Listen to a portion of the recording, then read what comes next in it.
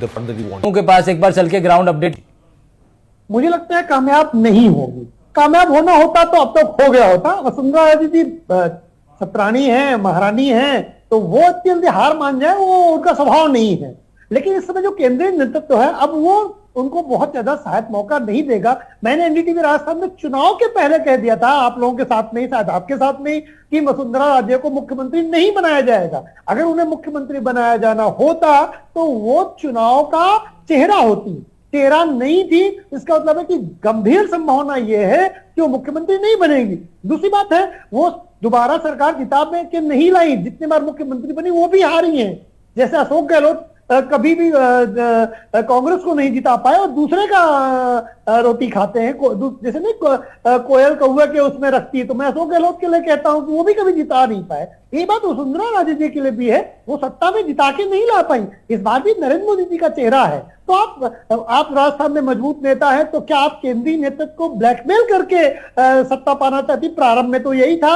आप देखिए कुछ विधायकों को 6-7 विधायकों के लिए कितना चला था कि एक गेस्ट हाउस में उनको बंद जैसा कर लिया गया है, अरेस्ट जैसा हो गए, उसमें कितना डिस्प्यूट आया था। लेकिन केंद्रीय नेतृत्व ने संकेत दे दिया है कि इस तरह का अगर आप कोई कार्य करेंगे तो आपके लिए ठीक नहीं होगा, क्योंकि वसुंधरा राजे की तो राजनीतिक पारी पूरी हो गई है। लेकिन अगर उन्हें अपने बेटे को आगे बढ़ाना है तो विद्रोह वाला जो रास्ता है उन्हें वो छोड़ना पड़ेगा। नहीं तो अब तो छोड़ दिया ना उन्होंने आलोक जी, अब तो छोड़ दिया है। अब तो आप सोमू दिखा रहे थे, छोड़ दिया है ना। लेकिन आपने विद्रोह का जो कदम उठाया था वो कदम केंद्रीय नेतृत्व के लिए बड़ी किरकिरी की बात है। दुनिया का सबसे मजबूत नेतृत्व तो भारतीय जनता पार्टी कहती है, और अगर कोई क्षेत्रीय छत्र उसके केंद्रीय नेतृत्व को चुनौती दे दे, उसे और इस लेवल की चुनौती दे दे कि वो चीजें मीडिया तक में आने लगे, तो फिर केंद्रीय नेतृत्व के लिए उसे पचा पाना और असहज हो जाता है। अब वो फिर भी बना दे तो कोई बड़ी बात है, लेकिन मैं मानता हूं कि वसुंधरा राजे का दौर और अशोक गहलोत का दौर खत्म हो गया। एक बात मैं और कहना चाहता हूं, जब सचिन पायलट का विद्रोह हुआ था उस समय अगर सरकार किसी ने बचाई थी अशोक गहलोत की, तो बहन जी ने बचाई थी। अशोक गहलोत ने स्वयं कहा था कि हमारी बहन ने हमारी सरकार बचा ली। तो जब बीजेपी में रहते हुए आप कांग्रेस पार्टी की मदद करते हैं, अशोक गहलोत की मदद करते हैं, तो दोबारा आप ये उम्मीद नहीं कर सकते कि आपको मौका एज ए मुख्यमंत्री भारतीय जनता पार्टी देने जा रही है। इसलिए मुझे लगता है कि अब कोई भाई विधायक ही विद्रोह कर दे, पार्टी टूटने की स्थिति में आ जाए, तो ही वसुंधरा राजे मुख्यमंत्री होंगे। नहीं तो वसुंधरा राजे जी का जो संभावना है 99% मेरे हिसाब से संभावना यह है कि वो मुख्यमंत्री नहीं होंगे। मैंने चुनाव के पहले भी कहा था कि वसुंधरा राजे मुख्यमंत्री नहीं होने जा रही है, आज फिर कह रहा हूं कि वो नहीं होगी मुख्यमंत्री। 1% की बात है तो राजनीतिक अनिश्चितताओं का खेल है, हो सकता है कोई करिश्मा कर दे तो मुख्यमंत्री बन जाए, वरना मैं मानता हूं कि शायद वसुंधरा जी मुख्यमंत्री नहीं है। आशुतोष जी हमारे साथ प्रदेश अध्यक्ष वो रह चुके हैं, विष्णुदेव साय छत्तीसगढ़ के सांसद के तौर पर भी उन्होंने काम किया है। पीएम मोदी के पहले कार्यकाल में राज्य मंत्री रहे वो मिनिस्ट्री ऑफ स्टील में, 90 में विधायक भी चुने गए थे उस दौरान, तो वो एक उनका आधार मजबूत है। लेकिन राजस्थान के अंदर कोई ऐसा नया चेहरा आपको लगता है जिसकी संभावना है, जिसके पास एक राजनीतिक अनुभव हो, प्रशासनिक अनुभव हो काम करने का, और मुख्यमंत्री के लेवल का व्यक्तित्व भी हो? देखिए, भारतीय जनता पार्टी में कोई अंदाजा नहीं लगा सकता कि कौन मुख्यमंत्री होगा। अब जैसे आप देखो साहू जी के लिए तो ये ग्राम प्रधान से मुख्य सरपंच के नीचे से 1989 से उनकी राजनीतिक कैरियर शुरू हुआ। तब सरपंच के असिस्टेंट थे, 1990 में सरपंच बने, और शायद 1990 में ही या 91 में विधायक बने, और लगातार फिर वो उच्च पदों तक आते चले गए, और पिछली सरकार में राज्य मंत्री भी थे।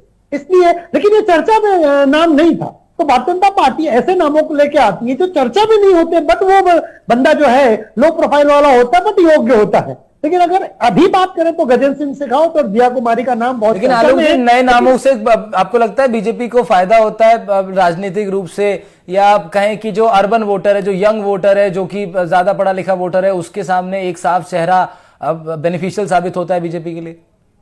नहीं, देखिए, साफ चेहरा और नया चेहरा हमेशा फायदेमंद होता है। वो तो जो पुराना चेहरा होता है वो इतनी जड़ें जमा लेता है कि केंद्रीय नेतृत्व के लिए उस चेहरे को हटाना बड़ा मुश्किल हो जाता है। मध्य प्रदेश, छत्तीसगढ़, राजस्थान तीनों बीजेपी के लिए भी उदाहरण है, तीनों कांग्रेस के लिए भी उदाहरण। कांग्रेस के नेताओं ने, चाहे बघेल जी हो, चाहे कमलनाथ हो, चाहे गहलोत जी हो, इन तीनों ने अपनी अपनी बातें इतनी मजबूती से रखी क्योंकि मजबूत नेता थे, केंद्रीय नेतृत्व को परेशान किया। यही हाल भारतीय जनता पार्टी का है। मध्य प्रदेश छत्तीसगढ़ में रमन सिंह थे उस समय जब तक नहीं आ रहे थे, मध्य प्रदेश में भी नेता, और वसुंधरा राजे राजस्थान में। ये केंद्रीय नेतृत्व को परेशान करते हैं क्योंकि इनकी अब ऐसी लॉबिंग करते हैं कि अगर यही सोचिए अगर 99 और 100 सीटें होती तो वसुंधरा राजे मुख्यमंत्री होती, अब तक मुख्यमंत्री बन गई होती। क्योंकि पूर्ण बहुमत आ गया है और सेफ है तो भारतीय जनता पार्टी दूसरे के लिए सोच सकती है, लेकिन 99 और 100 सीटों में नहीं सोच सकती थी। तो भारतीय जनता पार्टी चाहती कि नया चेहरा है, जैसा मैंने आपको गुजरात में बताया, गुजरात में जैसे लगा कि उनका अच्छा नहीं है, था विजय रूपाणी जी का चेहरा था, तो नया चेहरा लेकर के फिर आ गए, तो पूरी की पूरी 2/3 कैबिनेट को बदल जाना। तो भारतीय जनता ये चाहती है कि कोई नया व्यक्ति आए, काम करे, अगर काम करता रहे तो फिर लगातार। आलोक जी, एक तस्वीर आपके साथ हमारे स्क्रीन पर फ्लैश कर रही है, वो अश्विनी वैष्णव की है। ये नाम भी बड़ा कितना ज्यादा दमदार और कितना ज्यादा आधार रखने वाला है। कितनी मैं मतलब अश्विनी वैष्णव वाले मान में पता नहीं, मुझे लगता है भारतीय जनता पार्टी चौंकाने वाला काम करती है। हम लोग दिया कुमारी और शेखावत में लगाए रहेंगे। हाँ। अश्विनी वैष्णव, आशुतोष जी, आप भी ऐसा ही सोच रहे हैं क्या?